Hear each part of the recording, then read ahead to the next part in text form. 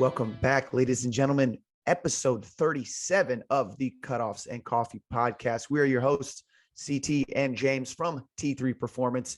As always, we're here in our cutoffs with our coffee, and we have an exciting conversation for you today. We're going to learn a ton from these guys. We've actually got our second ever quadcast. So we brought two doctors on. We have Dr. Waqas Pervez and Dr. Robert Block.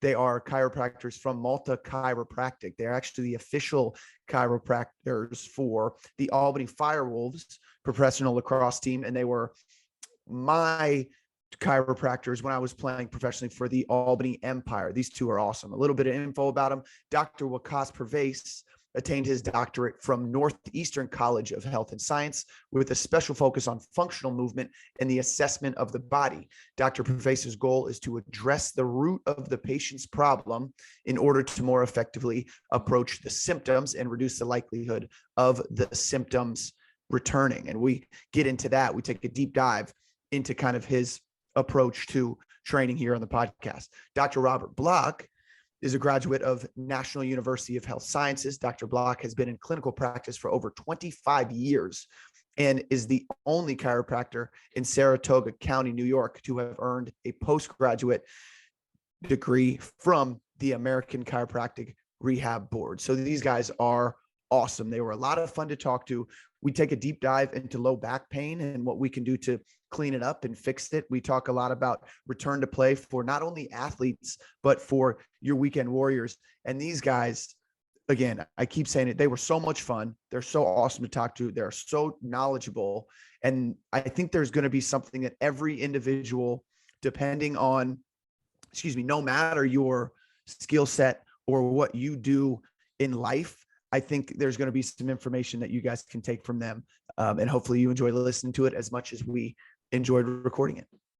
And today's episode is brought to you by Succulent Coffee Roasters. Now, this is a nice spot in Newport Beach, California that I happened to visit when I was on vacation in Arizona. And the coffee shop is phenomenal. There's a website. You can order the high quality coffee that you guys need to get stimulated in the morning. They have a couple really high rated brands from Coffee Review. One of those popular brands is New Wave Coffee. But my favorite product is this steep coffee pouch. So it's just like making tea with a little bit more of a punch. So it's like if you don't have a Keurig, right, you can just put this in hot water anywhere. Or if you want to steep it in cold water on the go, it tastes delicious. So succulentcoffeeroasters.com. Check it out for all your stimulant needs. Yes. And if you enjoy what we're doing on the podcast, follow us, subscribe to us on YouTube, Apple, and Spotify, wherever you're listening to this podcast. Reach out to us on our individual social medias. Let us know who you want to see on the podcast, who you want us to talk to. We've got a lot of awesome conversations coming up in the future, but we're always open to hear who you, the listener, wants to talk to. All right, episode 37. Let's get into it. We've been hyping it up. Again, I know everybody's going to enjoy it. Enjoy the conversation with the Malta Chiropractic crew, Dr. Robert Block and Dr. Waqas Pervez. Enjoy. Gentlemen, welcome to the show. This is our second quadcast where we've got four of us on talking. We're really excited to have you two. Thank you for joining us on Cutoffs and Coffee. Our pleasure. Thanks for having us. Thank you for having us.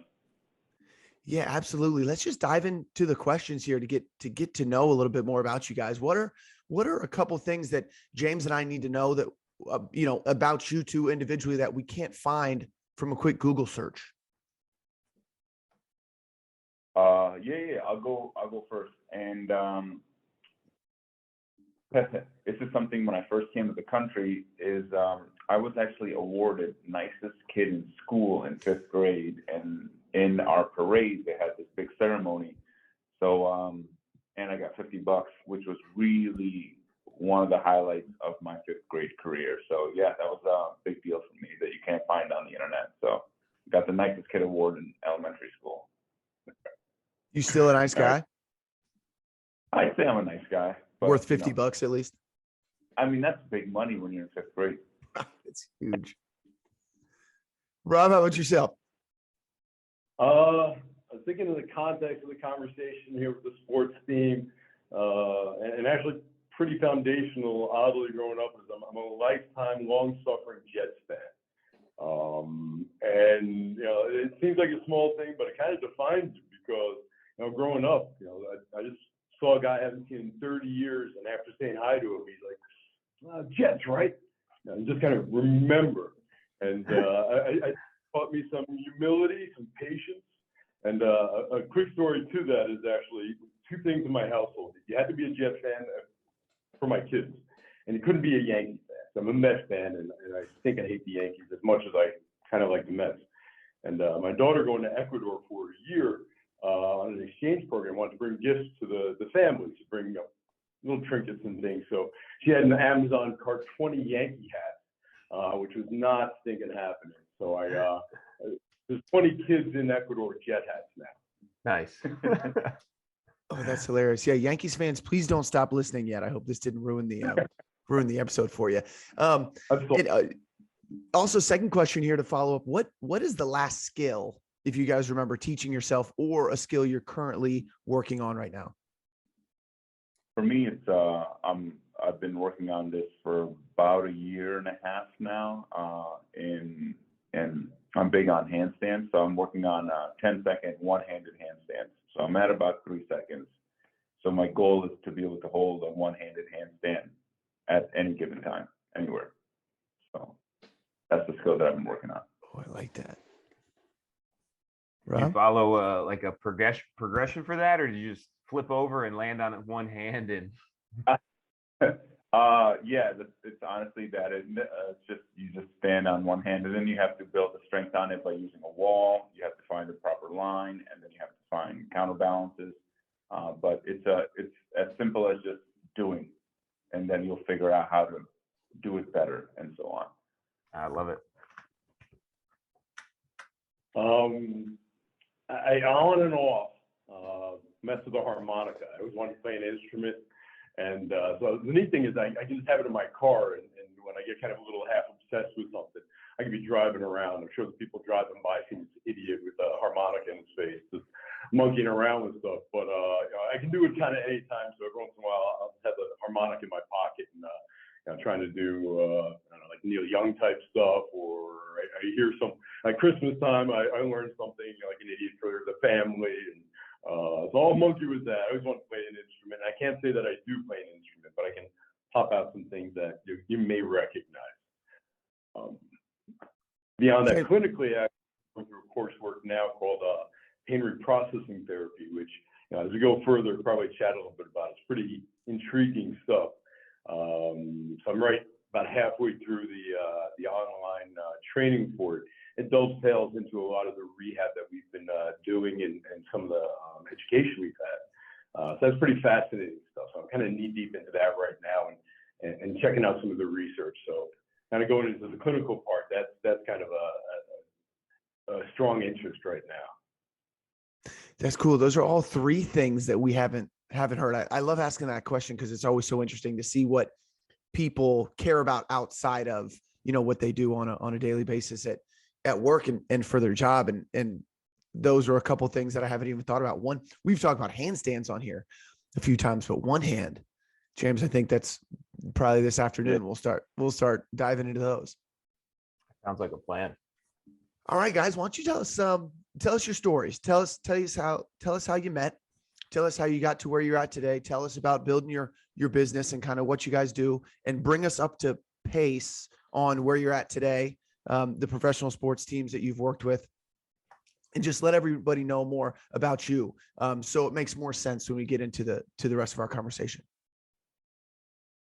Well, we met, actually, I shadowed Rob before I got into grad school. You have to shadow a certain amount of hours, and I shadowed him. And when I shadowed him back in the day, he was like, just, joking around, like, are you sure you want to do this? This is a crazy profession, and, trying to get me away from the profession. So, and he actually taught me a lot before I got a chance to go into chiropractic college, which had never been to a chiropractor until I got into chiropractic college or went to Rob. And he was actually my first chiropractor that I shadowed before shadowing numerous other ones, so I can understand the lay of the land and what chiropractic is, what does it mean to each of the practitioners and stuff.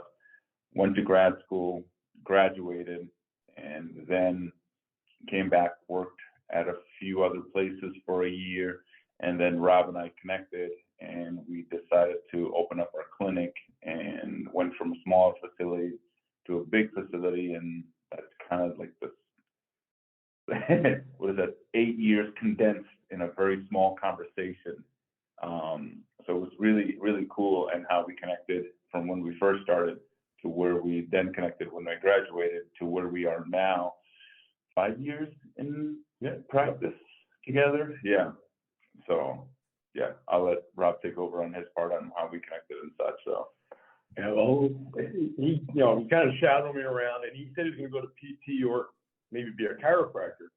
And despite my my honest evaluation, the knucklehead became a chiropractor. So I feel like I owed him. Now this guy went the wrong way anyway. Not that it's the wrong way actually, but PTs have many more opportunities. Chiropractic, we're getting more opportunities. So kind of tongue in cheek, I'm like, I don't know if that's the way you want to go. Plus he brought cupcakes. yes, I do bring a lot of cupcakes. So it was good to have him hanging around. The kids really liked it. Down the road, so we were still in touch. He come back, and I was really pushing the rehab model like crazy, and that's kind of part of my story. Is just how it kind of went into rehab, because I'm old. I've been doing this 30 years, and first out of chiropractic school was very dogmatic, and still is, frankly. And I understand why. You learn the protocols, you learn the basics, but the real cool stuff kind of comes. Hopefully you get it in school, but certainly that wasn't being taught when I was there. And I don't know if it was out in contemporary care at the time. So part of that was trying to pitch that I was frustrated personally. If you go to kind of my story, where I got into rehab or something, a little more active care model, I didn't like the dogmatic type of protocol-based care. It was hammer and nail. I got a hammer, you're a nail. We do kind of the same thing. There were many varieties. There were a lot of great chiropractors, a lot of good clinicians, but we didn't really have that active care base thinking about movement and restoration of function. So I was a little frustrated. In fact, I was a lot frustrated because of dogmatism. I just seemed too didactic, too straight. This is the way you do it. And I got Craig Liebenson's book. Are you guys familiar with Craig at all?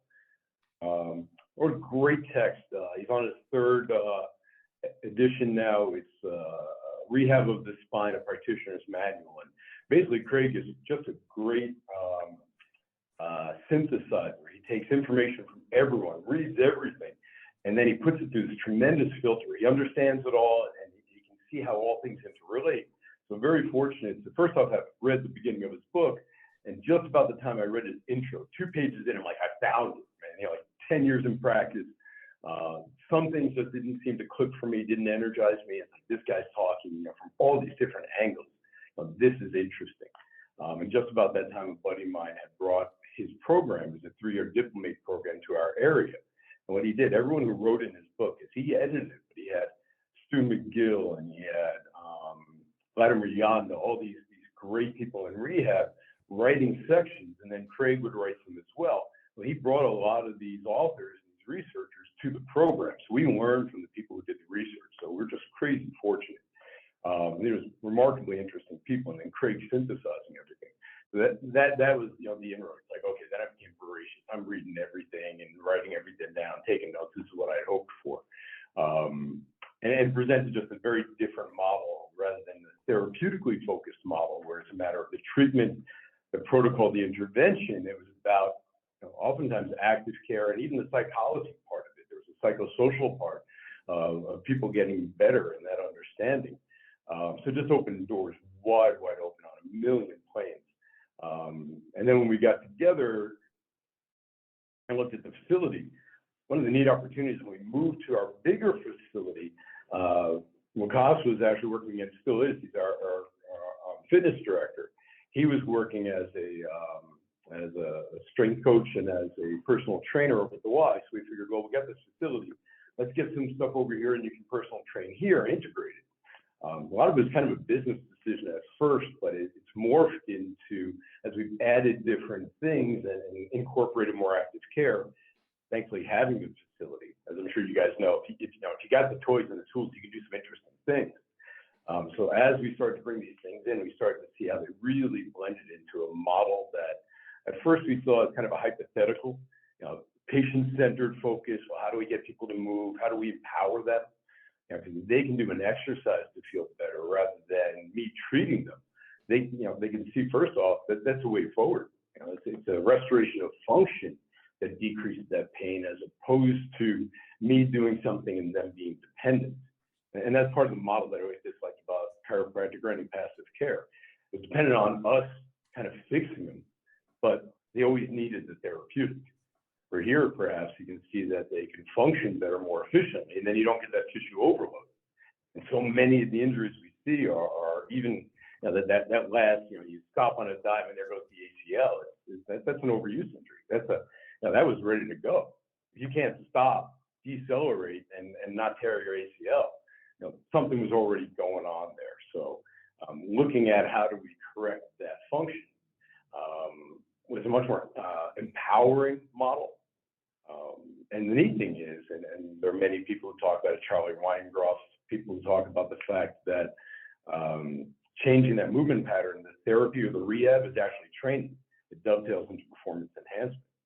So the education as you pursue, they seem to be therapeutics and performance enhancement are kind of integrated, even if you don't want it to be. I mean, if you make the movement more efficient, the people don't hurt themselves as much and they perform better.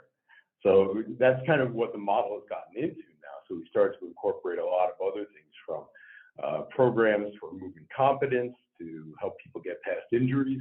That dovetails right into sending them over to a COS to evaluate for either load or volume or endurance or something a little more sport specific in movement with our fitness team. So that's kind of the long-winded version of kind of where we got. So now we got about 6,000 square feet, about 4,000 dedicated to movement-based types of interventions. We have some yoga, we have some virtual reality we can chat about. But as we start to get new toys, we start to get an idea of how we can use them to benefit the patient. And classically, we've also found that there's research behind every facet of it, from yoga-based therapies to virtual reality, which we've got a virtual reality room, and there's tons of cool literature on the value of that. So we've just kind of amassed a whole bunch of toys, and now we're learning how to play with them better. And kind of piggybacking off of what Rob's saying, that the cool thing in our clinic is that you don't have to come into our clinic just through chiropractic. You can enter at different platforms, whether it's the yoga platform, whether it's the virtual reality platform, or the fitness platform. So, or that we also have a spine stability program, so which you get evaluated prior to the program itself to bridge the gap between rehab to performance that Rob runs. So you don't have to come to our clinic. Hey, I get chiropractic care, even though it's a chiropractic facility, but we try to look at it as a clinic or a center that houses, your health and your fitness and your movement and just other parts of your life. So we can just look at it from all different avenues or venues to help the person. Like Rob was saying, this patient-centered model instead of the, doctor-driven model in a sense. So it's not what I think you need. It's what do you need, and do we have that in-house? And also we have great connections with other practitioners. So if they need surgery, or if they need an injection, or if they need other types of care, it's just a quick phone call, text, fax away that we can get that set up much faster because of the established connection that we have with these guys and the rapport that we built on what we do as clinicians, as well as what they expect from us as clinicians, and hopefully what we expect from them as clinicians. And I think that, a lot of what you guys said there just makes so much sense from a standpoint of you have the connections with the surgeons, you have connections with, the doctors that are seeing patients, and then you have connections with the trainers and the performance specialists, and it's one cohesive unit. And that makes so much sense. But we all know that that's not the typical healthcare model or performance model that we see.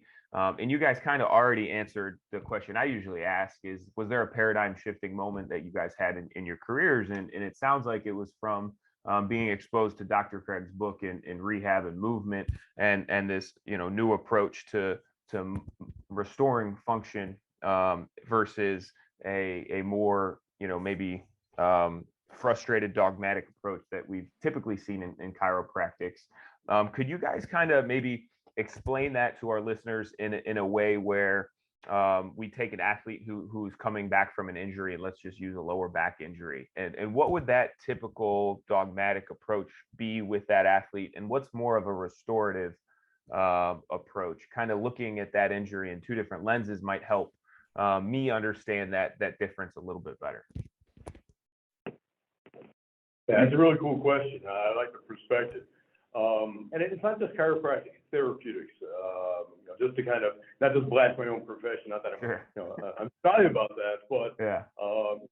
oftentimes the healthcare for spine care in particular it's beyond Dr. Gribben. It's really a matter of therapeutics. So we try to calm it down, but we really don't get into the nitty gritty as to what may have caused that. We consider a biomechanical overload. What are the over stresses?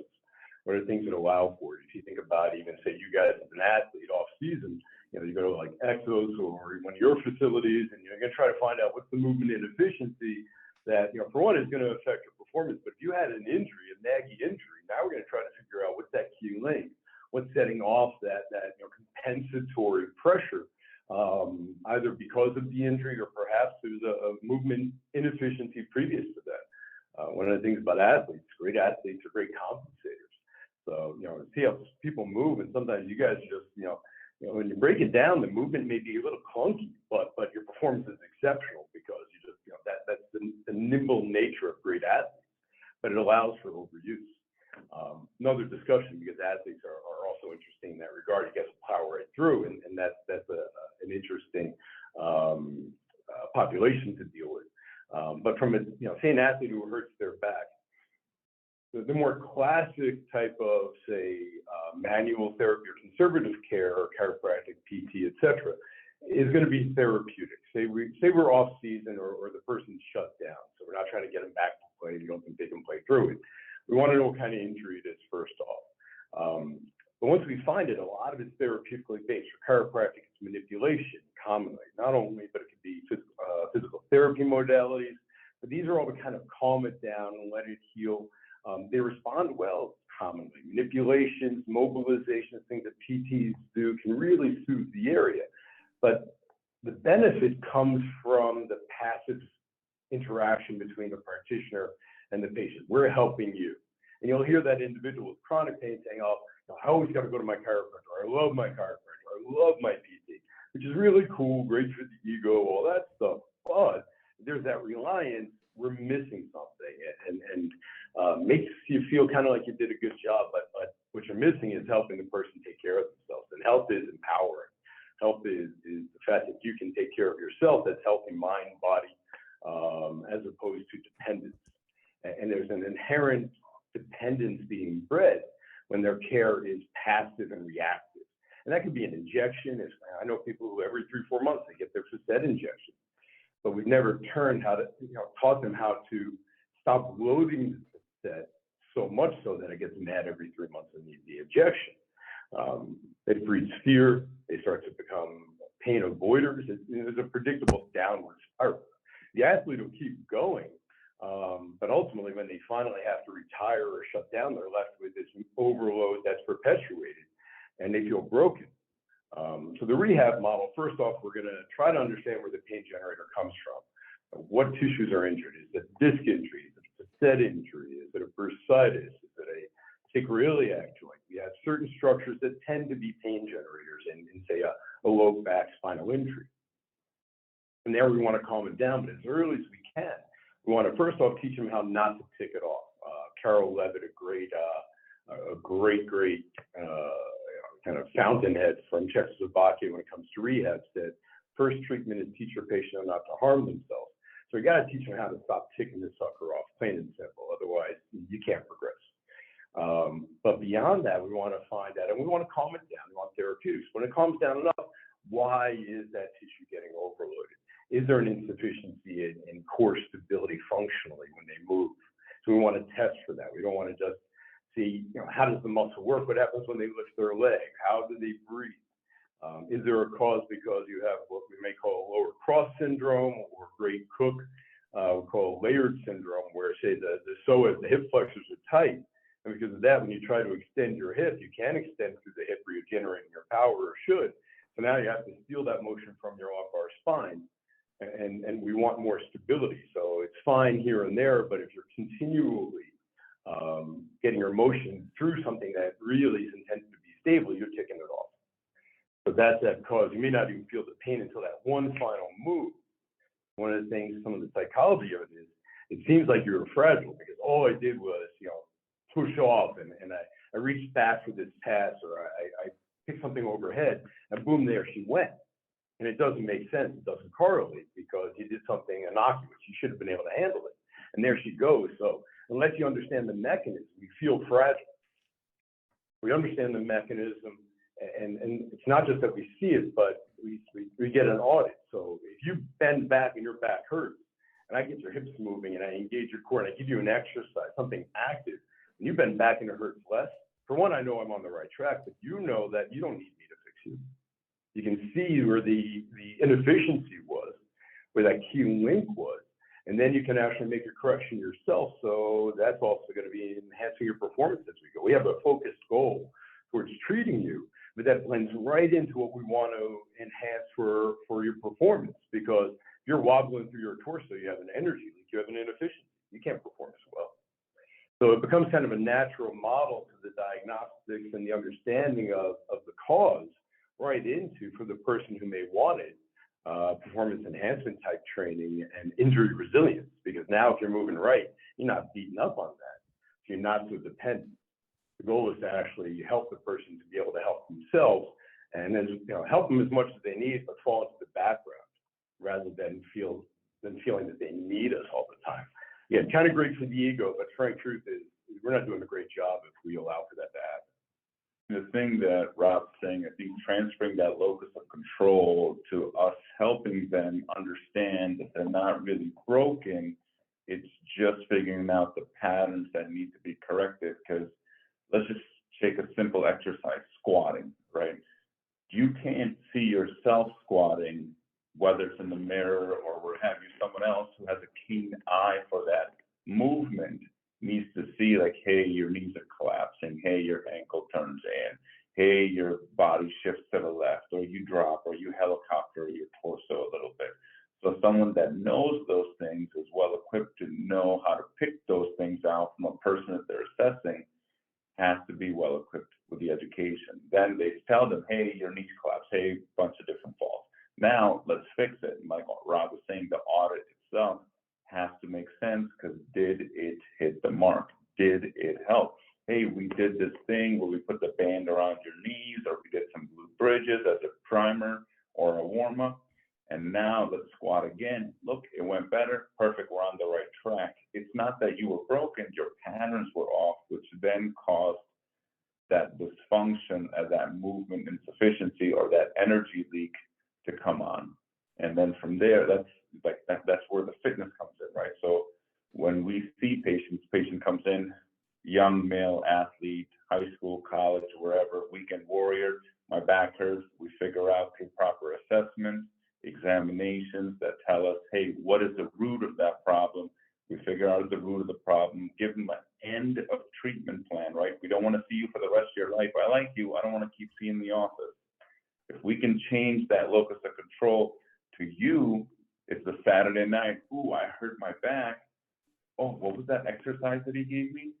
Made it feel better. Do the exercise. Now you are in control of your health. It's a patient-driven model. You now know I can go away. I don't have to be like, oh no, I have to go to my chiropractor every week for the rest of my life. It's do the exercise, so now there's no insufficiency on that energy leak. And how do we turn, now your rehab good, you're functionally able to move. Now do we get into the performance part of it, which is when we have the yoga, or we want to teach you a little bit more. We have the spine stability class, which is the bridge program that then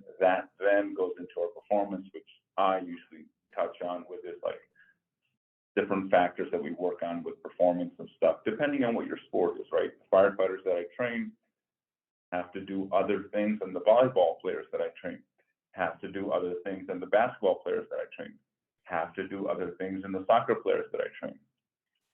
So, but they still have to have strength, right? But if we don't get those like minimum competency stuff out of the way, then I'm building a building on top of a weak structure or a weak foundation. And that's what our brace program is really good on, that Rob runs. And we kind of do on our first floor, which is our therapeutics part of it, which is the chiropractic and such. There was so much good stuff there. I want to get back to the core conversation here shortly, but the question that comes up to me is we still have so many people stuck in this, how you guys kind of refer to it as the doctor driven model, because it's easy. The passive approach is easy. Taking a pill, getting a prescription is easy. So what are the conversations that we can have with those individuals who are kind of stuck in that loop where they are no longer in control? They have been given pills and prescriptions and are very good friends with their chiropractors because they go see them all the time. What are the conversations we can have with those individuals to hopefully get them to work their way towards the patient-centered model, the rehab-based model? What are some of the things that we need to say to convince them that what they're doing is not great for their longevity, and what they need to do is move instead of have somebody move themselves? I think it's the relationships, and it's a show me thing. The conversation is there, but you also ultimately have to have that outcome. You got to show them that it works. Classically, and when I was first in rehab, I would be talking. Kind of had this 13-year-old girl who taught me a lesson I'll never forget, because I was getting bad. The buddy of mine, his daughter brought her in, she had back pain, and I'm reading all this stuff. Like I said, I was passionately reading all this stuff, and just loving it. So it's all in my head. It's swirling around, and this young lady comes in with some back pain. So she had kind of classic lower cross, psoas were tight, glutes were weak, core, she slouched the whole deal. So I'm getting into how this biomechanical overload, and I'm trying to dumb it down in the sense of a decent vernacular, and I'm doing a terrible job. I'm using all the verbiage that's in my head. And after I go through however many minutes I do this kid, and halfway through her eyes just glazed over, probably 1 minute in at best, eyes glazed over. And I just kept going because I had to finish the rap. I had to try to get it out there, even though I knew I was talking to this very sweet wall. And finally, she just looked at me and she's like, "I'm 14 years old." And I just like, oh crap, man. Like, there was no conversation because I just couldn't get it across because I just didn't have the words for it yet. But as I've matured with it, and as I've learned and seen what my mentors had done previously, and finally gotten the craft down, I won't say much of anything until I actually prove it. So, for instance, say someone has a tight psoas muscle. They bend the back, they extend, their back hurts, so they're nail no success. We loosen it up. It's something active. I usually try to do it where it's an exercise, so rather than me loosening up for them, they do it. Have them bend back, they feel better. And I'll ask for a percentage, how much improvement. If it's not there, I'm still chasing it. I still haven't hit that link. So there's no conversation because I don't understand it yet. On the other hand, if that audit proves to be beneficial and they feel better, I have insight. Now I can speak to it. But the results speak more strongly than anything else. The buy-in is right there because, look, you don't need me. I'm going to adjust you. And we're going to see how that feels also. I'm going to treat you. But, and this can't be crazy acute. It's got to be semi-subacute. But if they're responsive, and commonly they are, now there's that buy-in. See the relationship? Here's why it worked. Here's what we have to build. And then I can paint that picture. And now I've got a foothold, not only in the buy-in, but my understanding. Because if it doesn't audit properly, if I don't get the results, I'm sure just like coaching, you give some guy a coaching tip or some girl a coaching tip, and it works 90% of the time, and it cleans things up, and they're hitting the ball better, or they're running faster. If it doesn't work, you got to find another way. So it doesn't necessarily work for that person. When they move better, they hit the ball. Now we're digging in. Now we know what that flaw was for them or how they process things. So the conversation usually comes after the buy-in, and the buy-in is not only for them, frankly, it's for me. I don't know what I have until I know what I have. So kind of have to play with it a little bit. So I think it may be, the relationships. If I was guiding someone and I wasn't a clinician, I'd hope I had a relationship with someone who I understood could do some of these things and steward them to them. Like, look, you got an issue. I want you to work with this person because, again, there's a great dovetail between what we do clinically and then sending them right back to you guys. Now that they don't have that movement inefficiency or incompetence, now you can build off of that. That's kind of I imagine you guys really the FMS SFMA model with Gray Cook. The FMS shows the movement fall, but if there's pain, they're going to a clinician to clean it up and then back to the trainer to then load it up and train it. So the conversation's kind of on the back end of getting some more information. If it doesn't work, sometimes we have something else going on. We may have more of a pathophysiological issue that needs treatment. Maybe we need that MRI. I'm ambitious. I want to see progress. I expect to see progress. And when I don't, I anticipate there's a reason. And so now I'm digging into why isn't this working. But then the conversation becomes, really cool because once they see it, they do feel the empowerment. And now the conversation can go, first off, we demonstrated it. And now we know we want to build it. You want that good. We want that to be sustained. So here's what you have to do. Here's what we do so that doesn't go backwards because we have this overload that's happened because of these chronic pressures. We have to eliminate that. And now also the pain naturally becomes an indicator instead of the thing that caused them to come in and breed fear and avoidance. Now that pain actually is a reminder. Maybe they did something wrong so they can respond to it. So now it's very responsive. And you train them to respond to the pain reasonably as opposed to just either plow through it or avoid it. And that's what you tend to get, like boom or bust. They're plowing through it like crazy until they crash and burn and can't do anything. So again, it kind of becomes almost a self-fulfilling. The conversation is just telling them about what just happened rather than preaching to them, like I did with the 14-year-old. Yeah, and that's a great answer, and it comes from the place of a coach's perspective where we have, and I think every coach who has worked with athletes has had these questions. An athlete will come up and say something like, "Hey, coach, do you have a good stretch for this?" Right? And it's okay. I'm not going to stretch you. I want you to do this, this, and this. And I used to always try to have my hands involved more, right? Okay, we're going to do this. Come here. I'm going to move you. And then we're going to go this way and we're going to do it this many reps. Now I'm to the point where it's okay. This is what you're going to do for it. And you're going to do it every day, 5 total minutes a day for the next 3 weeks. And you're going to come back to me and tell me how you feel. And I have had so much more success doing that, kind of putting the power into the athlete's hands, where I will have then guys even yesterday come up to the gym and say, "Hey man, those ISOs that you told me to do 3 weeks ago are really paying off. My knees felt horrible 90% of the time. Now they only feel bad 20% of the time." I say, "Oh, what did you do?" "I did what you had told me to do, but I did it 10 minutes a day. I did it every single day, blah, blah, blah." Put the power into their hands. And now they realize that they can fix themselves without even needing us. And I think that's a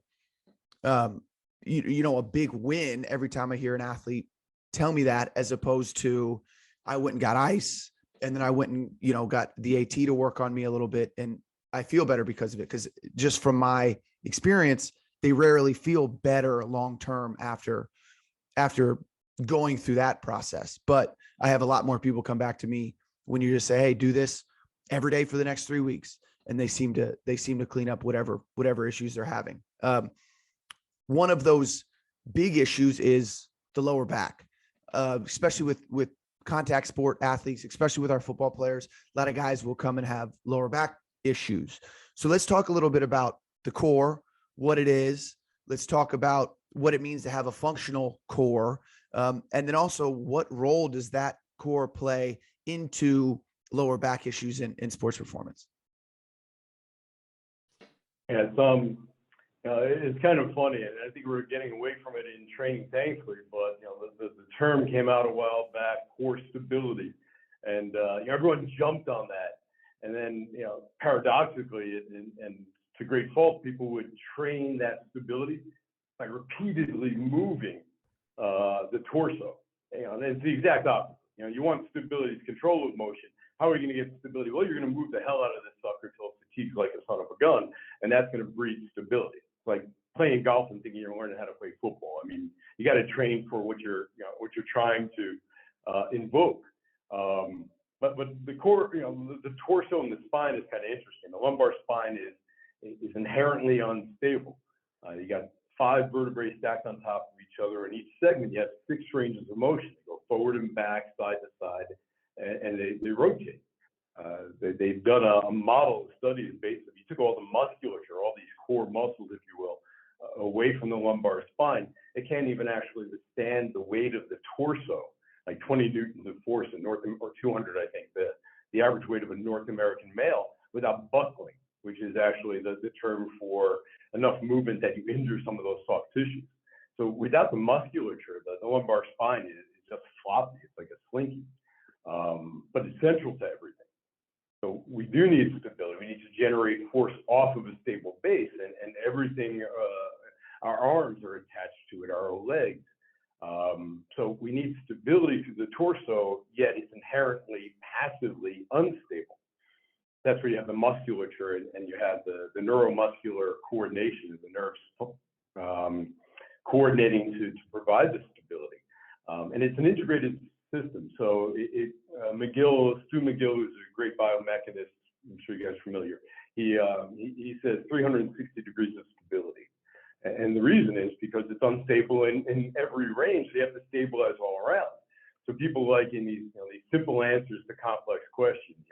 Okay, so I'm going to work on my rectus abdominis, and I'm going to do sit-ups, or even planks can be beneficial, but you're working a facet of it. If you look at his big 3, if you look at the way McGill will go about it, or even anti-rotation exercise, he's trying to control motion in any of the perspective ranges you may have.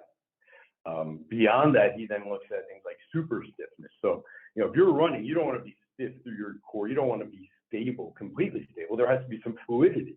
You want to be stable enough to generate force off of it, but you also have to have some movement. But then at the moment of impact, we want absolute stability through the torso, because now you transfer those forces. And we know that you have greater power if that moment of stability, of stiffness, is short, because then you have this summation of all these forces, and boom, it hits. The short swing.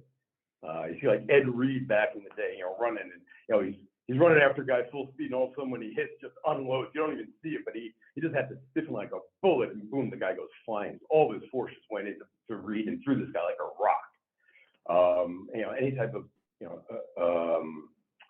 hitting, karate, a kia.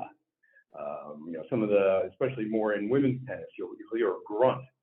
So it's that stiffness right at the moment of impact. So it's kind of an interesting structure.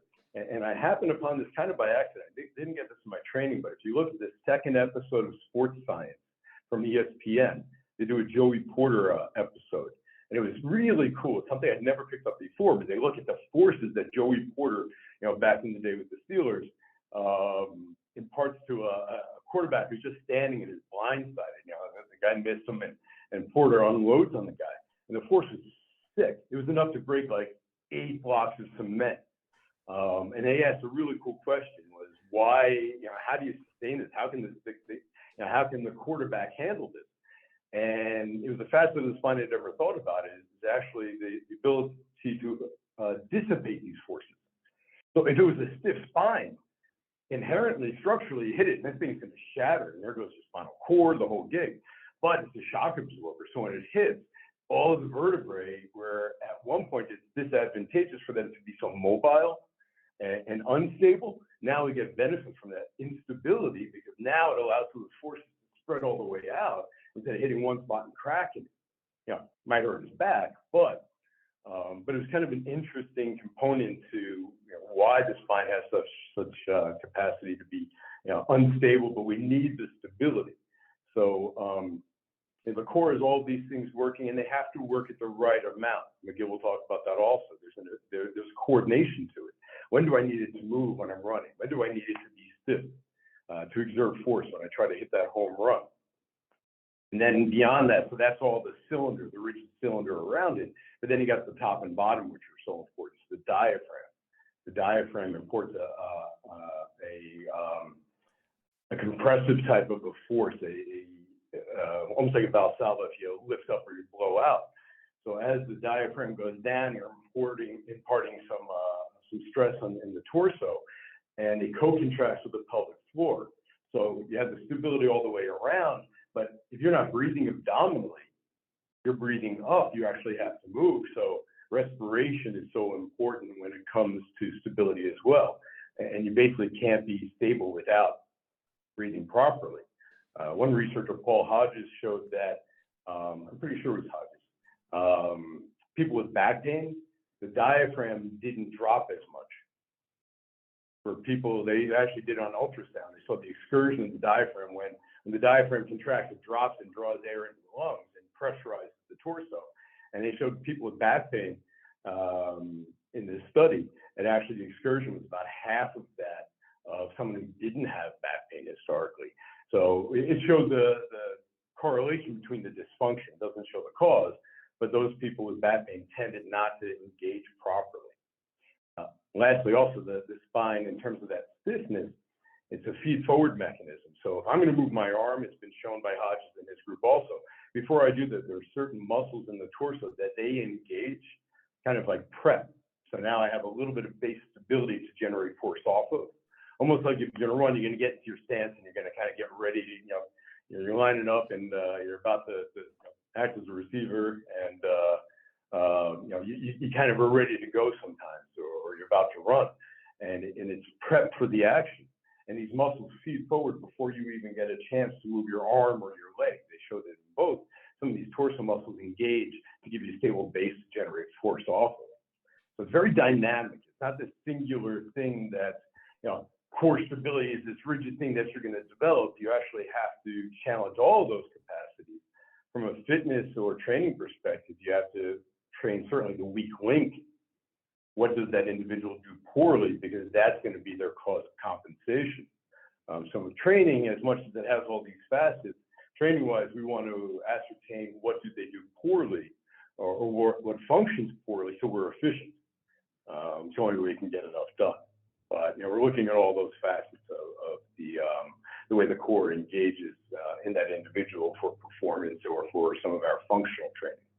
And within the functional training, like Rob's talking about, like we keep it, like we explain first, we educate a little bit so they understand what they're diving into, not just this is what it is. So that's why that audit process works well. So when we talk about functional stability or functional mobility, right?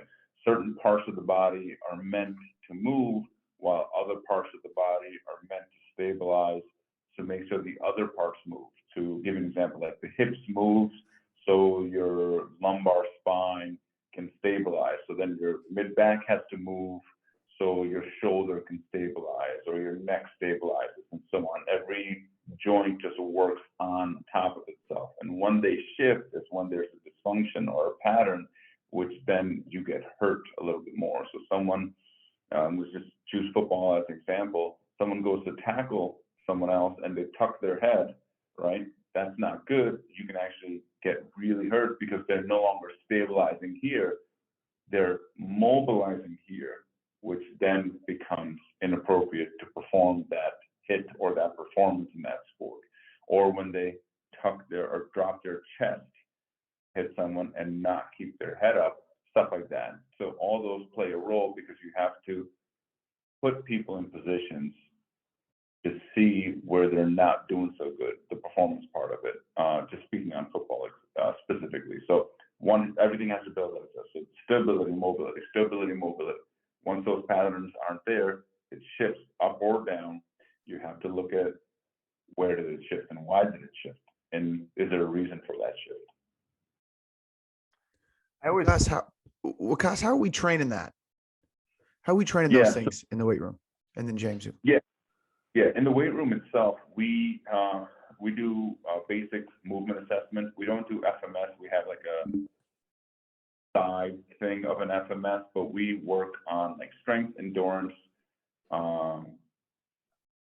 pull. So we work on 6 movements: pull, push, hinge, squat, lunge, and carry are the 6 movements that we try to incorporate into every workout. And now we've actually introduced mobility. So like we talked about accountability or locus of control and giving the clients, hey, I need you to go do this instead of you being there pulling, pushing, and all that stuff. Because if they show me they can do it on their own, then they're actually going to do better for themselves. So when we do an initial assessment, when someone comes in, say, I'm training you CT, okay, cool. So the first half hour of that first 1 hour workout is just me assessing you. Every exercise, every movement that you do is an assessment of what you can and cannot, or able to, or unable to.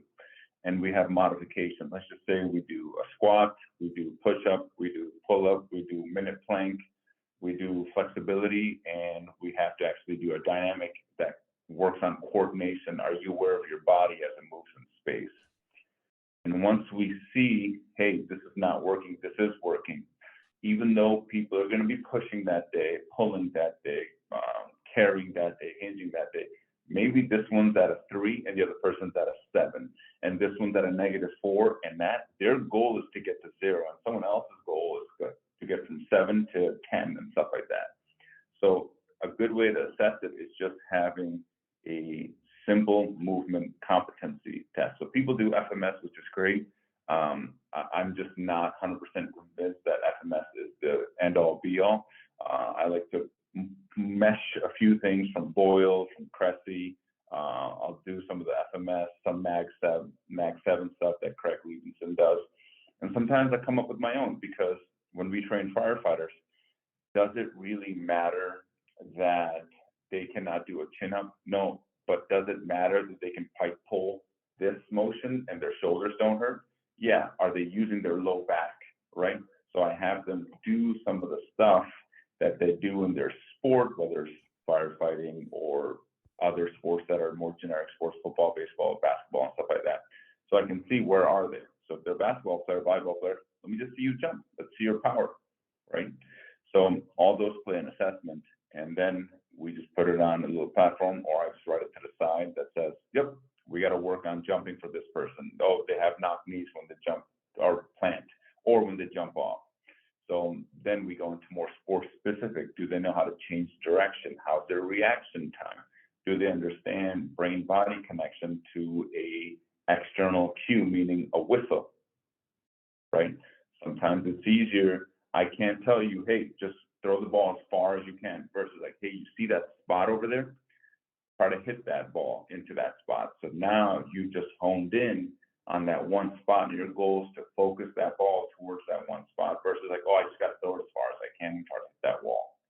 So you're really going to try to hit that ball to that wall and to that one spot. So you're going to go a little bit more. So those external cues are super important, like Winkelman talks about and such. So our assessment, and then the next part of our workout, that last half hour of our initial assessment, is just let's load it a little bit and let's see where we're at. Anytime there's pain, we pause, we adjust the weight or the load, and if there is pain, we pause altogether. You got to go upstairs. So then we have our clinicians take a look at it, and that's the cool thing about the model, where if they're done from being upstairs in our therapeutic part of it, our chiropractic part of it, our next step is how do we educate them on doing yoga? Maybe that's beneficial. How do we educate them on maybe doing the spine stability class, or maybe the virtual reality, because they want to do more gamification of fitness instead of just like, I like to pick things up and put them down type of mentality, right? Or they're ready to become stronger and take fitness by the horns and just ride this bull out and really get into it. So, but anytime something not so healthy happens downstairs, it happens. People get hurt. It's not the end of the world. We just want to minimize that. And if they do, our trainers know to send them upstairs for an assessment. Hey, sorry, we got to pause this. That's more important than me having you push, 215 for bench just because you really want to push it, but you have a shoulder injury. So I hope that answered the question a little bit. No, I think the dive into, what an assessment is, it's just like, let's say we're a pitching coach and we have a pitching lesson, right? Our assessment is like, let's watch this kid throw, right? And then let's go from there. You know, it makes so much sense. Before we move on from the spine, I kind of want to go back. And this is something that always, like, I wondered, why do we do this? Why do we do this? And let's say a pitcher has expresses some back pain when they're throwing. And, you know, our first, you know, what we see a lot is like, oh, let's get this kid over here in a sumo stance, pal off press. And we're going to do 3 sets of 10 and boom, we're going to go back to throwing. Oh, wait, the back pain's still there. That's not a magic pill. The spine is so, you know, complex and fascinating.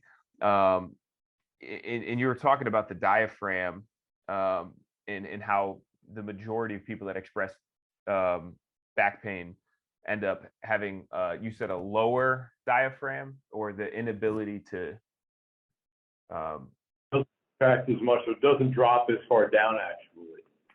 With this population of people they tested who had back pain, going back pain compared to healthy.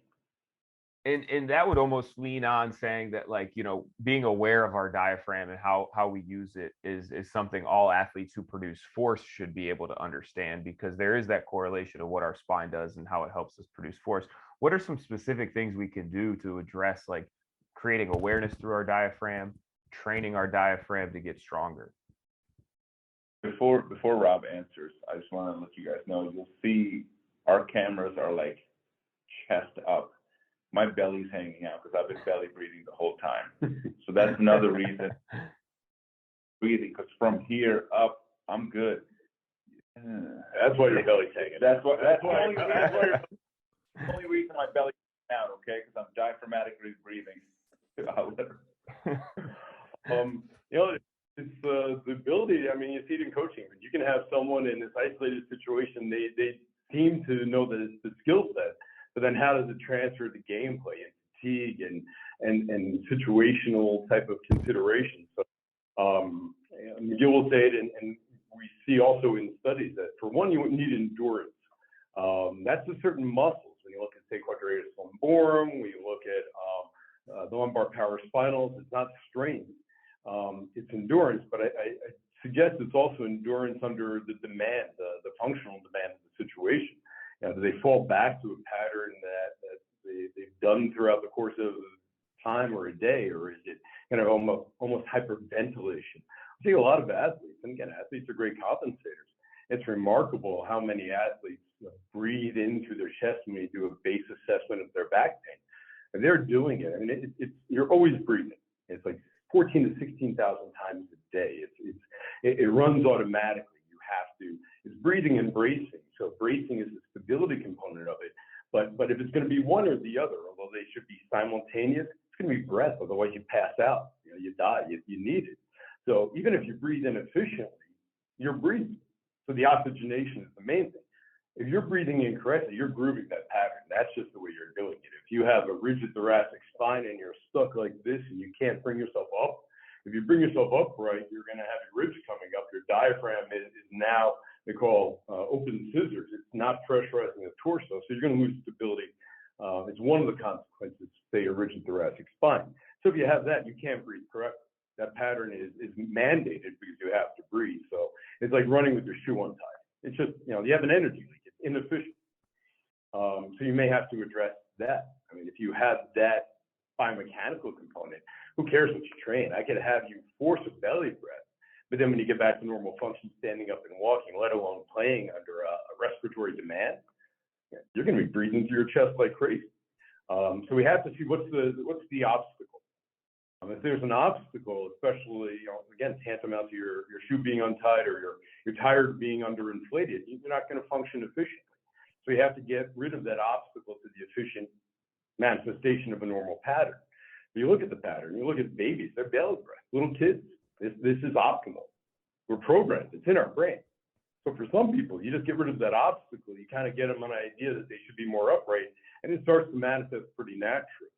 If you do something under a load, if you were, say, doing a farmer's carry or a suitcase carry, and that's one of the things I teach in that. We call it a spine stability program, but it's really more of an educational program. One of the first things I teach them, the first exercise I give them is the dying bug.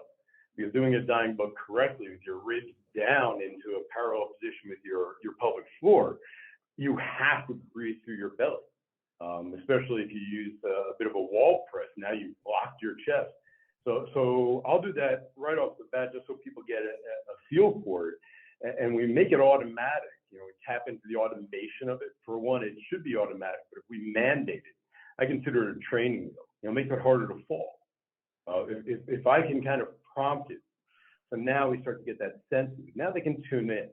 Because you're always breathing, you can't be overly mindful. I'm coaching someone to breathe through your belly, breathe through your belly. And now I'm saying, some dude's going to chase you at the same time, and you're going to be half exhausted, and and you got to jump over this guy and not trip, and still breathe through your stomach while you're thinking about completing this play. Forget about it. Let alone even just walking to your car. But if we can tap into that automation. So we'll do things like exercises that require it. Someone doing a suitcase carry under a sufficient load, they got a belly breath. I had a guy down the other day. Everyone else was kind of nice, and one guy I know pretty well. So I always walk around and give him a shot in the stomach, because if you're breathing through your belly, your stomach's going to be tight.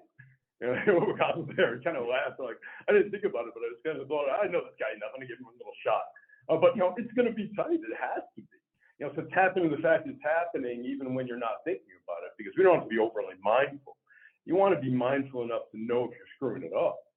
You got to be able to respond to the fact that it's not working. And maybe that's an audit. Maybe my back hurts going, how am I doing? The other thing is postural considerations, because if you're slouching, you can't belly breathe. It's impossible. And I'll demonstrate that to the individuals in the program as well, or to my athletes. You got an athlete, and you got a tremendously fit individual, but they're doing so many things wrong again because they compensate so well, but there's consequences. If they have a rigid thoracic spine, or they're a great athlete and they do this all the time upright when they're doing their athletic endeavor, but then they're sitting around on their phone slouching forward. Half the time they're practicing something correctly, half the time they're practicing it incorrectly. From a coaching perspective, and that's why I tell them also, if you're at the driving range and the ball's going pretty straight and far, keep going.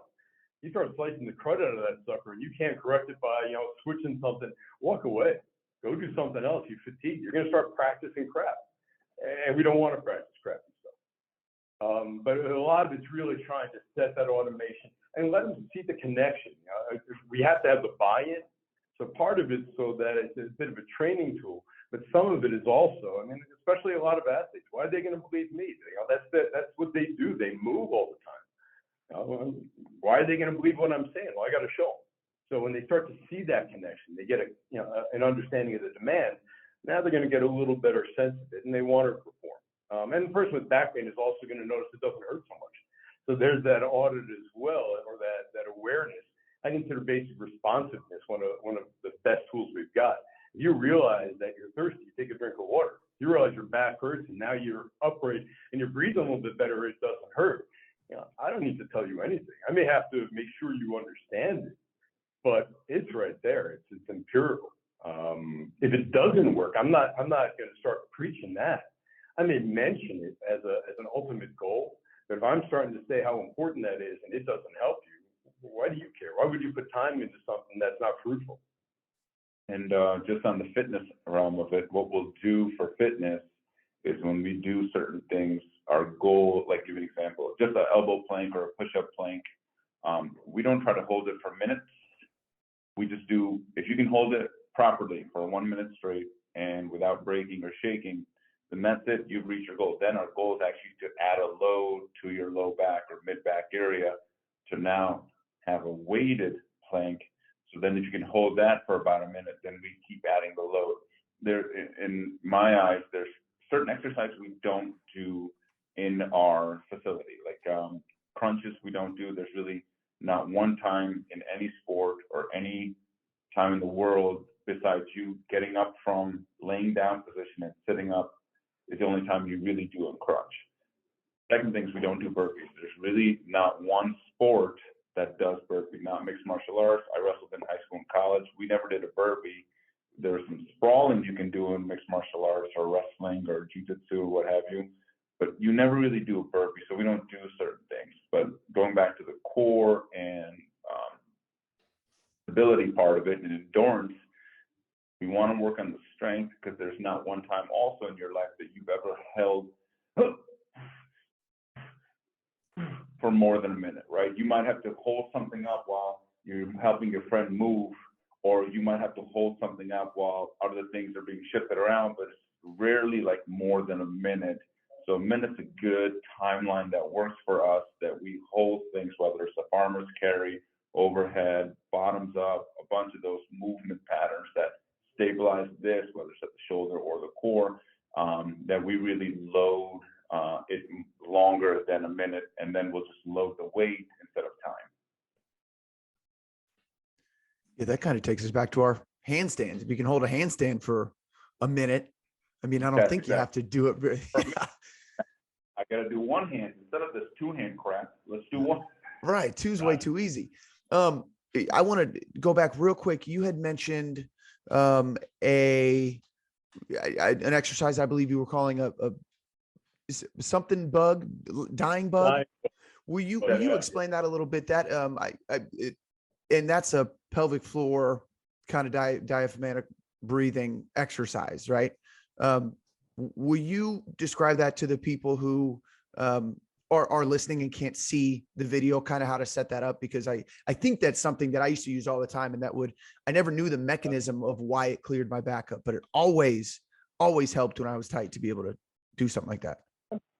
It's really cool because when you're talking about functional training, we want to train to function, right? So we want to emulate the way you're really going to move.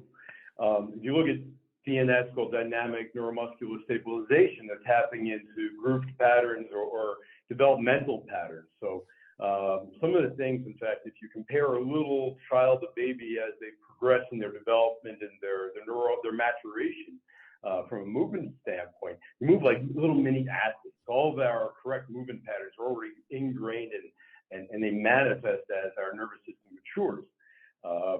So we're kind of tapped back into the DNS exercise in part, at least in the manner that we do it. We're tapping into movements very much like a child. At about 3.5 months, you start to see that the ribs go down and you get a parallel diaphragm and pelvic floor. And when you do that, now you get that nice compression in the torso and the prospect of being stable enough to roll over and get upright and move and walk. But these are the basics because they're so foundational to initiating movement. They're also optimized. These are the right ways to move. So we're actually putting you pretty much in a baby position. You're on your back. Some people will flatten their back, and quickly addressing the prospect like a posterior pelvic tilt is silly. To do that in any exercise, it's a flattening of your back. It's a flexion. It loads the disc, and it's non-functional. We don't flex. We don't round our back in athletic postures. We have a nice neutral spine getting into our hips. So in this position, you're on your back. Your diaphragm goes down by actually engaging your oblique muscles, which bring your ribs down. Pelvis and your ribs are parallel. And you're going to try to maintain that while maintaining a neutral lumbar spine. So because your spine is neutral, it doesn't have passive stability. It's in that position where it can move in all of those ranges it's unstable in. But the demand is don't let it. Now, as you bring your legs up, and we'll start with putting your hand against the wall, so you're stealing some of the stability from the wall, much like training wheels. And that also allows those ribs to stay down. That alone just puts the breath into your belly because you can't breathe into your chest. Now we're going to try to bring a leg up, and perhaps as we progress another leg. And as you bring that up, and it's at the hip, keeping 90 at the knee, 90 at the hip, you drop the hip slowly, tapping the heel. The exercise is a control exercise. We're trying to make it so the back doesn't move. We don't want it to move an inch.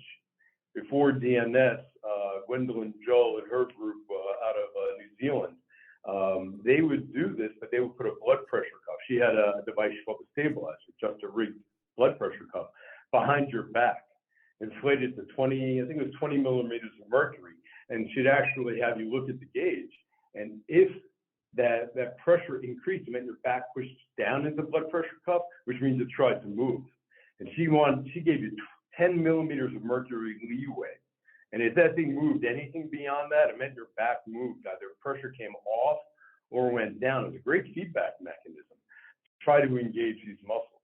She was, in theory, engaging the transverse abdominis and multifidi together, McGill will say that they don't have the capacity. You're actually engaging everything.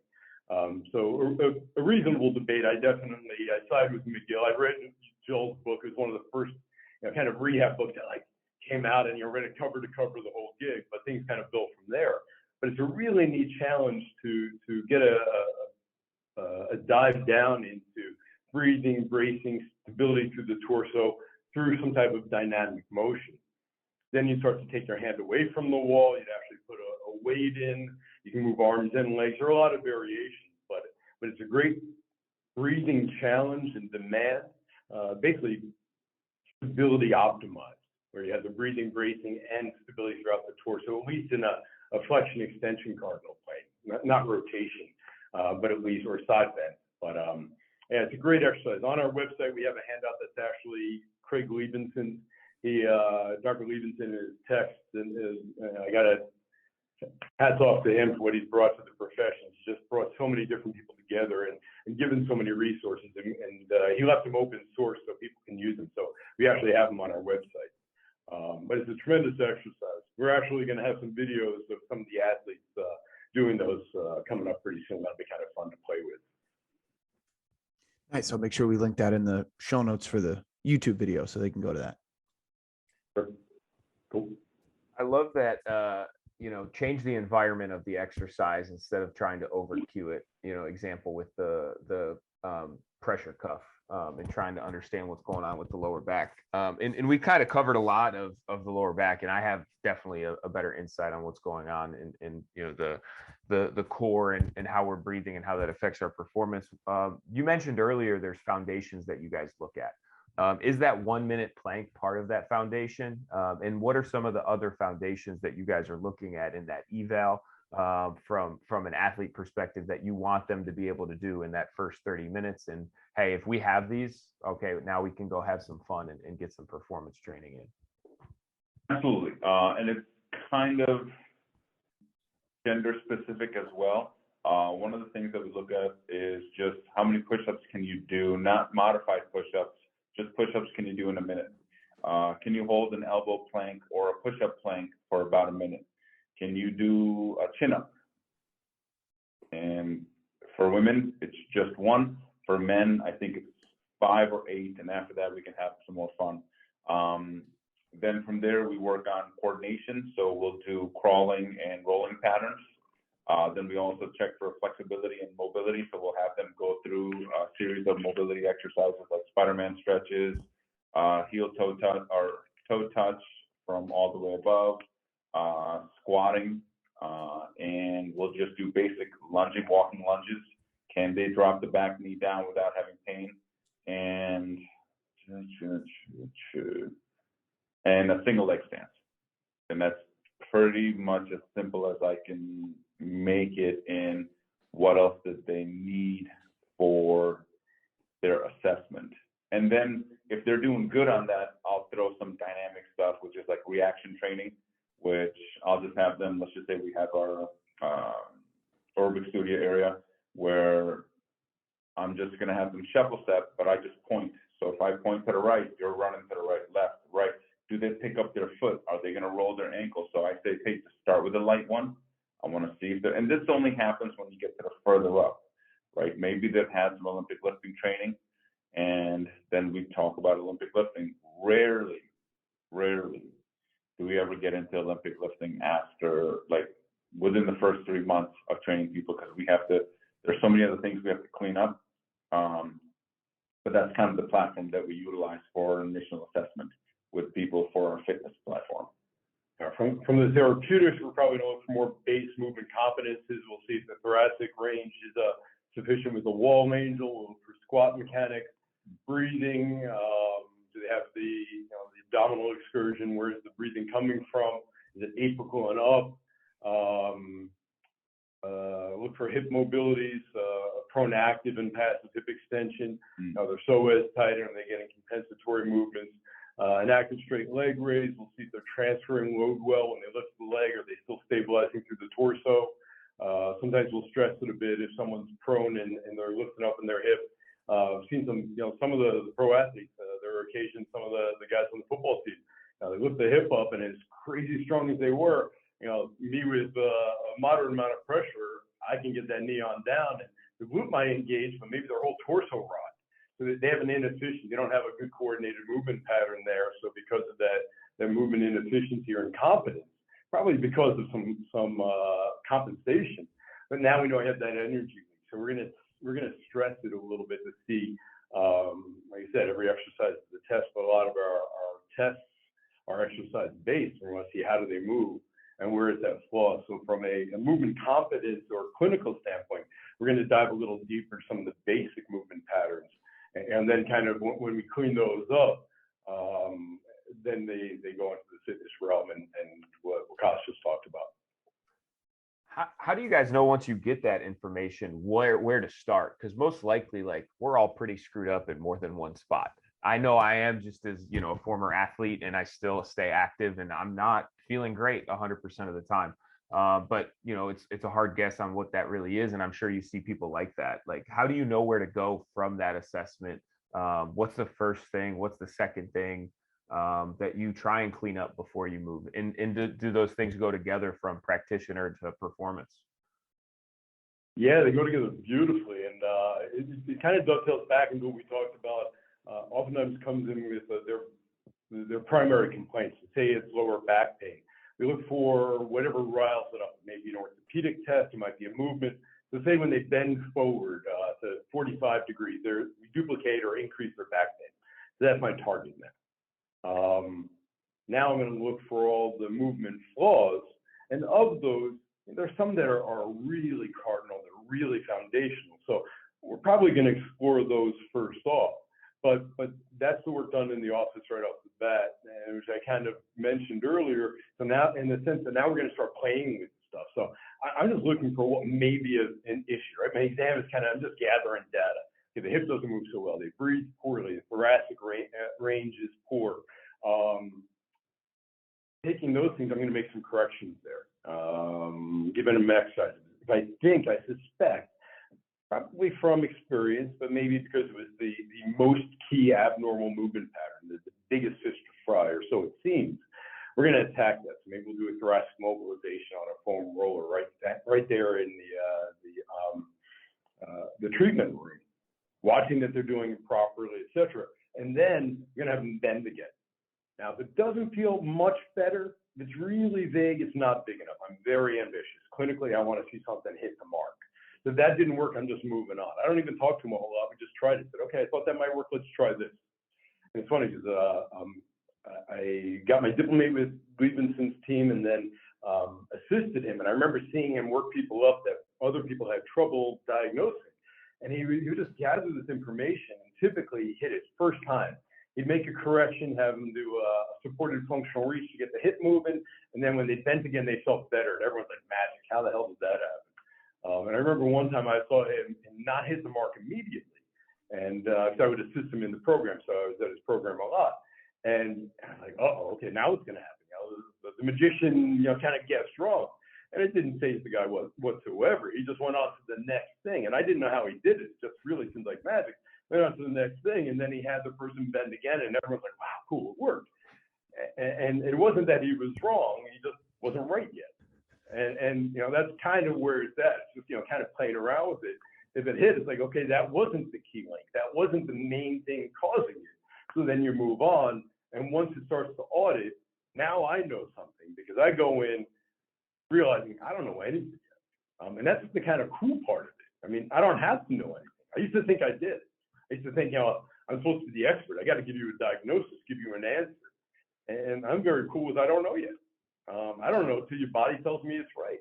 And I feel that from medical practitioners. I've heard doctors on TV, at least, and I think in real life, give someone medicine and say, okay, let's try this. It's very chill. All right, let's see where it goes. Call me in 3 days and tell me if it works. They recognize it may not work. Everyone's individual. They study, the sample size that we're studying is that one person in front of us. So it took a lot of pressure off too to not think that you're smart. I just kind of play where it lies. And then when it works, now we have some information and we build off of that. I love it. Play it where it lies and meet them where they're at. Reminds me of golf season's coming up soon. That you reminded me when saying that, kind of the back end of that explanation, something that I hear James say all the time, and that I've started to use more often when explaining exercises or basically return to play, rehab movements that we ask our athletes to do. They'll ask a question, we'll say, yeah, you'll do this, this, and this, and this should work, or it might not, and if it doesn't, come on back, right? It's just one of those things where it's very relaxed. It's like, yeah, do this. This is going to do it. And if it doesn't, all good, come on back and we'll figure it out. And I think there needs to be more of that, right? Because a lot of times in our situation as strength coaches, we want to say, do this, this will help. I know what I'm talking about, right? Because I have this degree and you're here to learn from me. And I don't think it needs to be like that all the time. Let's try this. Like you said, it's just on an individual basis. Let's try this, see what happens. If it works, great, awesome. If not, no problem. We learned something from it. Let's try the next best thing. And that's cool that happens with you guys too. Well, there's a lot of troubles when we come up with a diagnosis because you're the expert, right? So they need to know. Now, if it doesn't work, it means they must be really screwed up. It must really be broken because the expert said, here's the name. Diagnoses more often, giving something a name and we need you for billing, et cetera. More often than not, or at least as often as not, they get in the way. Who cares what we call it? Did you hit the mark? But once we get that name, and we're convinced we gave it the right name. So then if there's a failure, it's not that we're mistaken for the moment, let's move on. It's that, the patient failed us somehow, or something congruent to what we thought it was and what we have in front of us. And really the only thing we have is what's in front of us. And that becomes their identity sometimes, I recognize too, in the weight room. Oh, I can't, I got back pain. So yeah, I've always had knee pain. So, right. And it's that, and consistently we see that. I say, well, let's fix that. Oh yeah, I had 800 milligrams of ibuprofen. No, I mean, like actually fix the root of the issue.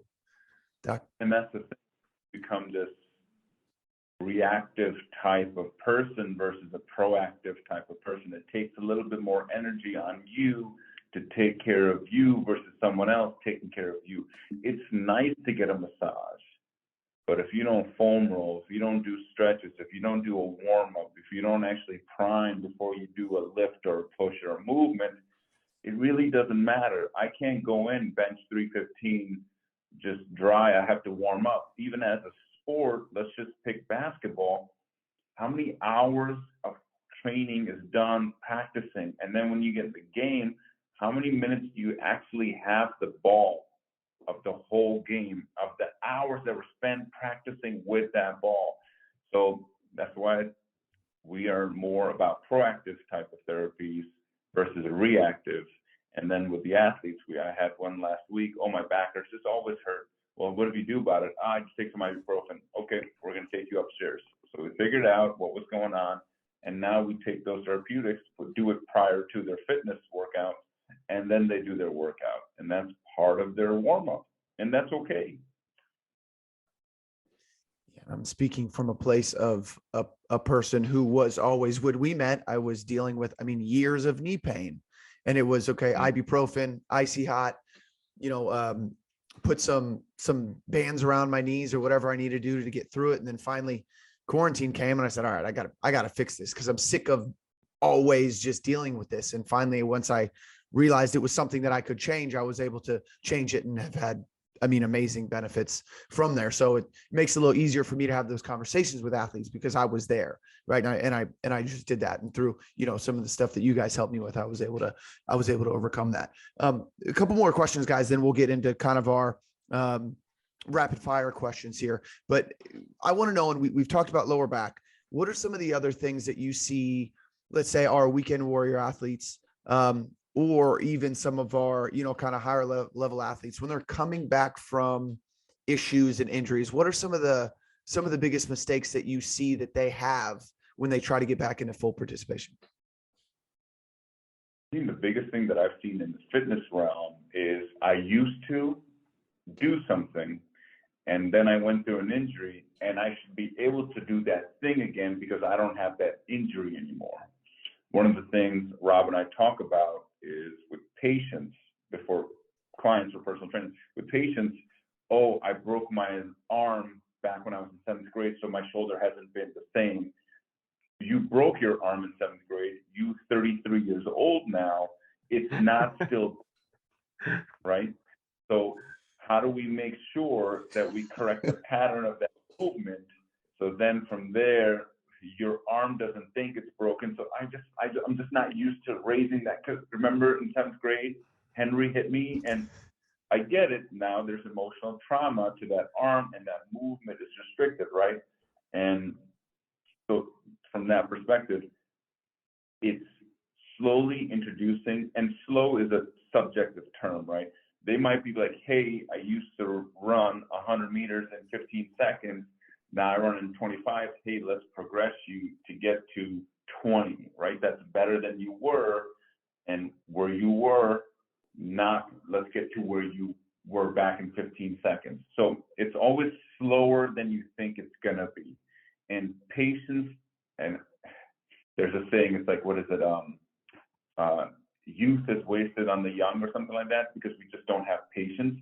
So having patience is so key, being a young athlete and trusting the process, but questioning it as well to understand the process, not questioning it to say like, this isn't working because I should be jacked and I should be back to benching 315. I did it before I hit my shoulder. Now I can't because of my injury, but I'm not injured anymore. I should be able to hit 315 again. Well, it took you a long time to get 315. We hit that peak week, which allowed us to get to 315. Let's do a couple cycles of our periodization to then see if we can get to 285 or 300. And then from there, let's just see how you're doing as an overall athlete.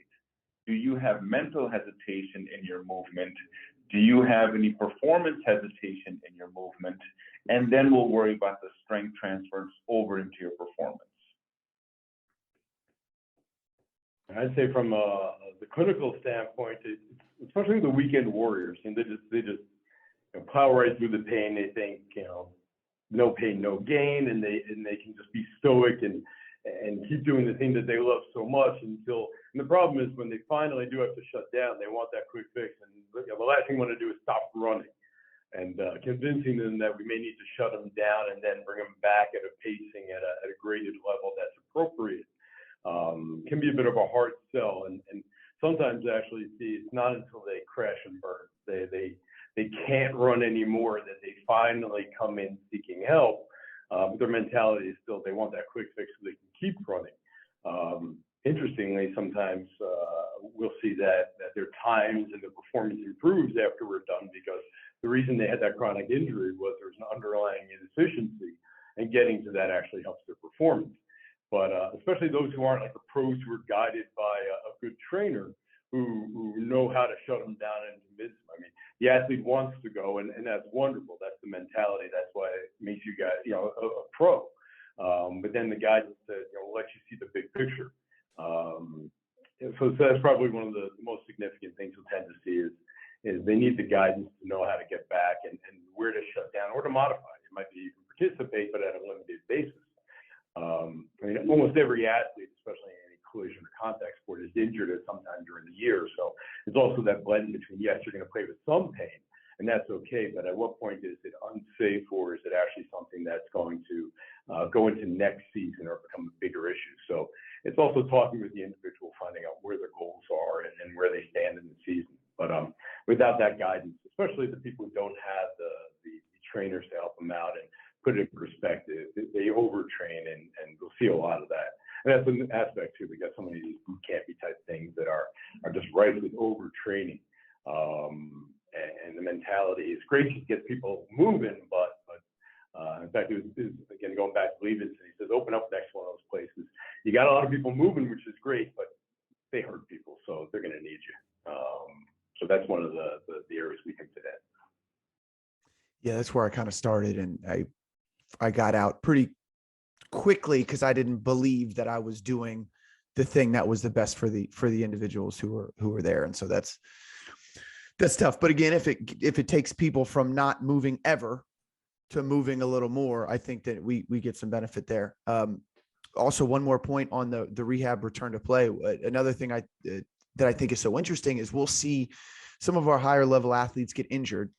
And then all of a sudden you see them work harder than they have ever worked in the weight room, or with their PT or with their chiro, to be able to get back onto the field and play the sport that they love. And then we have these conversations where I say, why did it take you to get hurt to be able to put that into intent and consistency, into your training?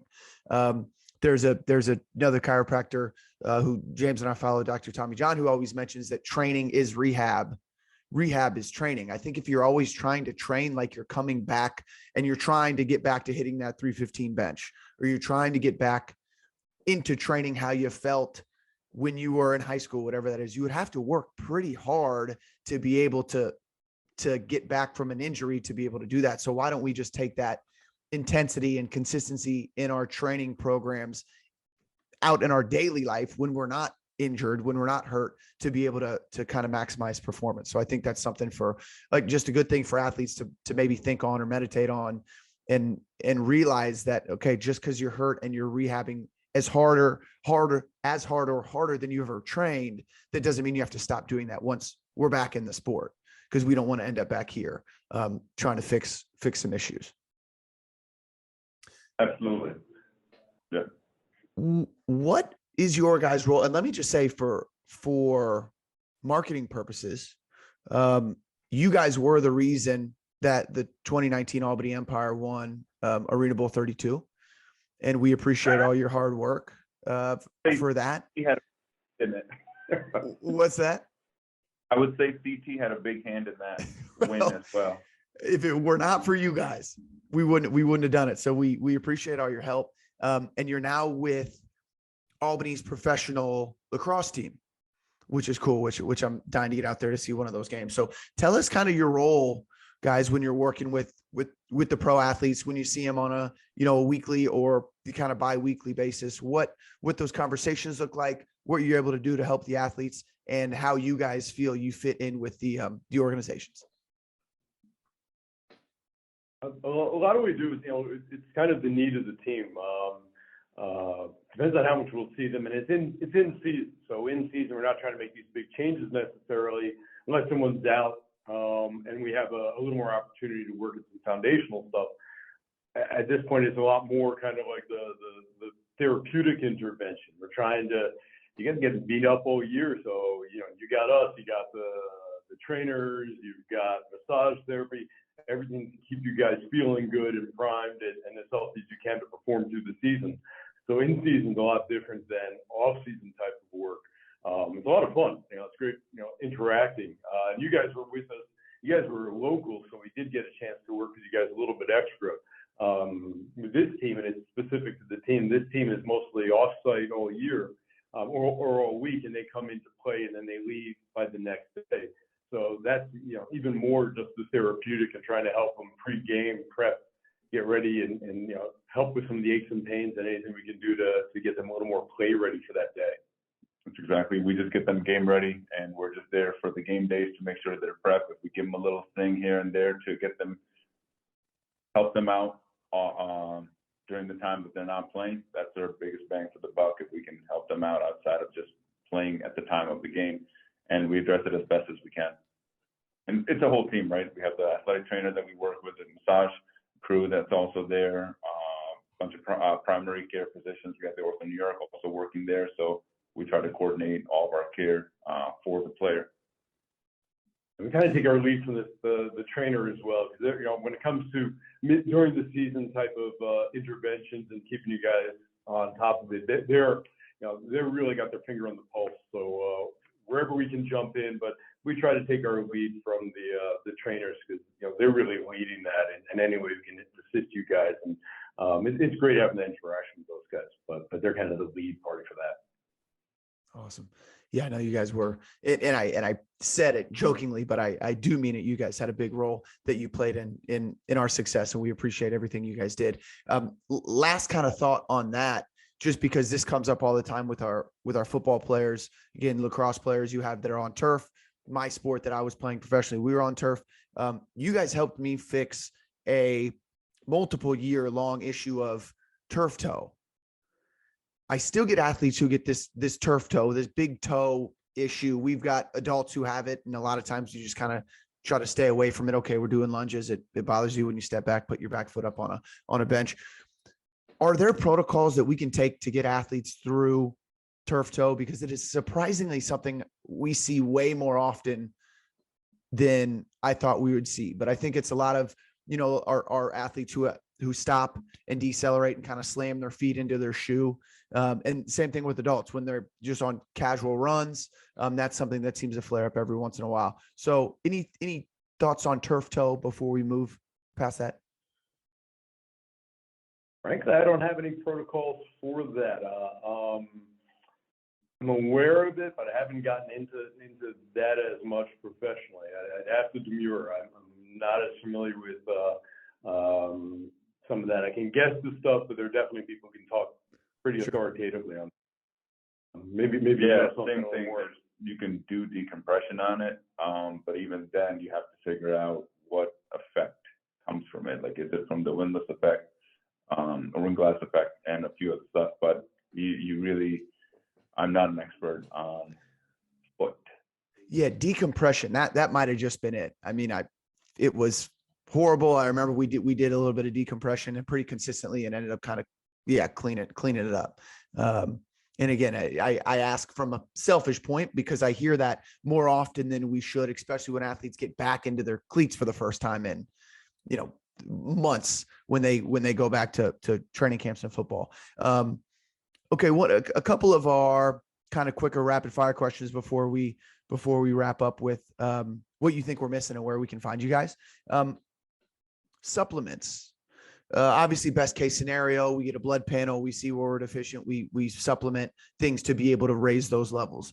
Are there general supplements that you two suggest that adults or athletes take? I mean, from my perspective, protein's got to be the biggest thing, and vitamin D with magnesium and calcium combo. Protein is just, as an athlete, they talk about ranges, but if you can get at least 1 gram of protein per pound, you're going to be really good, because a lot of athletes don't get a chance to get that. When you become athletic performance, which are a high-level athlete, you want to get to 1.2 at most. Otherwise, half to 1 gram of protein per pound of body weight. So if I weigh 200 pounds, I should be getting 100 grams to 200 grams of protein. The higher end it is, the better it is. But once you become an athlete, and high-level athletes, you want to do 1.2 grams per body weight of protein. And vitamin D, just where we live, you're always deficient in. So definitely take as best as you can. I think it said not to exceed 50,000. So I personally take 15,000 a day, which is 5,000 pills, i.e. interstitial units. Calcium and magnesium are really great bone density and just muscle recovery for the magnesium. That's pretty much it. We don't really sell supplements or talk much on supplements. Protein is something that I harp on, and sleep is probably the best supplement in the world. Sleep. Now, this is the kettle calling the pot black, because I wear a wristband that says sleep is for suckers. So I'm an advocate of getting rest more than sleep, but it is something that increases testosterone levels at certain points of the day, or certain parts of your sleep during REM cycles. But sleep is, I would do sleep then supplements, because if you're not healing your body altogether, it doesn't matter how much protein you're taking in and vitamin D, your sleep is off, and it's no bueno. I'm the nap guy. I got a hammock in the basement. Awesome. Yeah.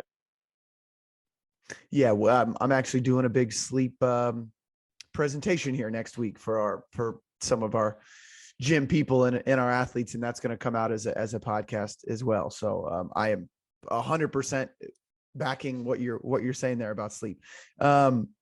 When you mentioned protein, now just so we're not being confused, you're saying food and supplements, not just supplementing protein. Yeah, I think the biggest thing, the reason I ask people to supplement with protein powder It's because it's hard to take in 200 pounds of or 200 grams, not pounds, sorry, 200 grams of protein. That would be a tough, day. 200 pounds of protein, yeah. So I think supplementing from powder is sometimes quicker and it's reduced calories. Does chicken taste better than protein powder? Probably, but sometimes it's much lower in calories and you're just ingesting it and you can do it quickly. You don't have to, chew on the drive and such. It's just a shake and you're good to go. And it doesn't matter what time of day, post-workout, 30 minutes. That's actually a marketing scheme that happened in the early 2000s, late 90s to promote protein powder supplementation. As long as you're getting your intake for the day in, roughly, you're going to be good. It doesn't matter post-workout. There's no if you do 99% of the things right, yes, the 1% right after the workout is going to be good. But other than that, just protein powder as a supplement. But you should be eating most of your protein. Whenever I would hear that, I would always just think back to like the, cavemen hunting down like a bison and being like, oh, hurry up, guys, we got to eat before we lose this anabolic window from the workout from killing this bison.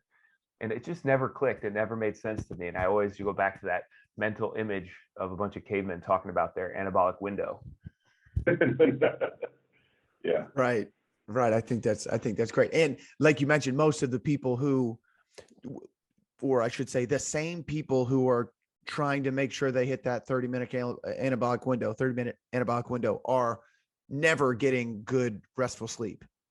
So we need to kind of shift the focus, right, between when we can get that protein in and actually something that's going to benefit us. Like, again, sleep. A couple more questions for my upstate New York people. People go up there to visit. Fall, unbelievable time. We're getting ready to go here as it's getting nicer. And I'm stoked to see, we had kind of last season, all the colors were changing and, all the hikes and the trees are beautiful. Where do you two suggest people visit if they're going up to upstate New York? Saratoga Springs, of course. You gotta come visit our facility. That's I'm going to be biased. Great point. I will have to add something in. We have patients that we have to see. So if we can get to the later part, I don't want to cut you guys short. Yeah. We have patients in our office that are waiting on. So I don't want to be rude on that and stuff. So if we can, I'll give you a quick list. Placid, Lake Placid. gotta hit Placid. Perfect. Lake George, a little parasailing, but go to the islands. Ooh, okay. We'll check those out. Got them on the notes. Okay. Last question, guys. So you can get. Go late at night. You just have to. Ooh, all right. Notes taken. What do you guys think we are missing from a strength and rehab side in the performance community? From the strength and performance, I think the biggest thing is mobility. I think we don't do a good enough job teaching mobility and why we do it, especially in the hips and shoulders. That's my personal opinion. That's what I've seen, especially in the elder population. That's talking about 30 and up. We're all strong, we're all good, but once we get to that certain tier, we're missing mobility and then power. And I don't mean like lifting 300 pounds. I'm talking about just jumping on a platform or jumping down on a platform. So mobility and power are the two things that we're missing significantly after the age of 30. And this is backed up by Boyle speaks a lot on power. You lose about 2 to 3% of your power after the age of 30 every year. I'd say probably the biggest focus is just making it, specific to the individual's needs and goals. I think sometimes we get into our protocols. So, the new shiny thing that we've learned, so now we want to throw it into the mix. And we've got to practice, and there's a rationale for it. We paid the money, and we spent the weekend, and we read the book. But then I think you got to still filter it back into the goals that you have with your patient that they help guide you towards. It's patient or client centered. What do you want? You want it, okay. And then I think we have to get an assessment of, okay, you tell me what you want.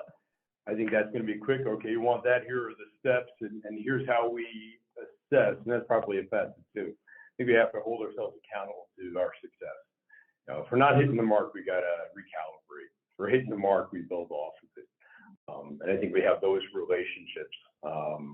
Because I think it's easy to get stuck in, okay, here's the protocol, we're going to do this without any endpoint or way to ascertain if we've hit our goal. Awesome. Thank you guys for Malta Chiropractic Sports Rehab. The number is there on the wall behind you. If people want to find you, is there social medias that we can find you on, or what's the best place? We have our Facebook, Malta Chiropractic and Sports Rehab. We have our Instagram, Malta Chiropractic, as well as our LinkedIn, Malta Chiropractic. It's all Malta Chiropractic and Sports Rehab, whether it's on LinkedIn, Facebook, or Instagram. And our website has info, but we're looking to put even more patient educational things. So again, our goal is we figure we're going to be busy just by doing our best work. So we want to really have resources for people, so it complements our care, or sometimes can actually replace our care, in the sense that they may just need a reminder. How do I do that exercise that worked for me? So they can go on and get handouts. But we're going to be working on a slew of educational videos. So that is a resource now. We're going to try to build it as a much tighter resource for our patient base. Awesome. Thank you guys so much for coming on. I know you need to take care of some people out there, actually give people tools to be able to take care of themselves, but we appreciate you making the time to be on episode 37 of Cutoffs and Coffee. If you've made it this far, thank you so much for listening. Remember to always practice gratitude. Tell the people that you love them, and to live your life stimulated. Until next time, we'll see y'all. Have a good one.